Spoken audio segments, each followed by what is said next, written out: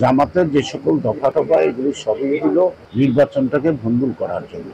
ওরা আওয়ামী লীগ নাই, এই কারণে বিএনপি ক্ষমতা আসবে, এটা তারা সহ্য করতে পারে না। আমি জানি কিয়ামত পর্যন্ত বাংলাদেশে জামাত কখনো রাষ্ট্রীয় ক্ষমতায় আসবে না। অন্য দল আসবে, কিন্তু ওরা আসবে না, এটা শিব। ওরা পাকিস্তানের যখন আন্দোলন হয় তখন পাকিস্তান আন্দোলন ওরা বিরোধিতা করে। আজ পর্যন্ত জামাত পাকিস্তানে কখনো আসে, জামাত কিন্তু ভারতেও আছে, বাংলাদেশের না। তো সেই কারণে সাধারণ মানুষের ভাবনা যারা উপলব্ধি করতে পারে না, তারা কখনো সাধারণ মানুষের ভাষা না বুঝে তাদের মতলব হাসিল করতে চায়। সেই কারণেই বলবো যে আমরা স্বাধীনতার যুদ্ধে যেমন আমাদের রক্তদান আছে, জীবনদান আছে, আমাদের শ্রম আছে, এবং প্রত্যেকটা আন্দোলনও পরিবর্তনে আমাদের শ্রম আছে। যারা বেসিক ৭১ সালকে স্বীকার করে না, যারা স্বাধীনতাকে স্বীকার করে না, যারা বলে পাকিস্তান ভারতের যুদ্ধ হয়েছে, স্বাধীনতার যুদ্ধ হয় না, তাদের কথা শোনার গুরুত্ব দেওয়ার সময় বাংলাদেশের মানুষের নাই। তারা যারা ষড়যন্ত্র করুক, নির্বাচন বানচাল করার ষড়যন্ত্র করবে, এটা আজকে দেখেন জামাতে ব্যান করছে আওয়ামী লীগ, আমরা এটা সমর্থন করি।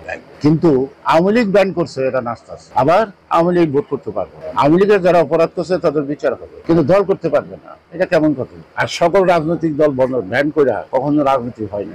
এখন আওয়ামী লীগ নাই, এখন বিএনপি থাকবো না, ৭১-এর রাজাঘাটার দেশ চালাইবো, আর এটা আমরা মানবো, এই বেচা থাকবে নাকি? অসম্ভব।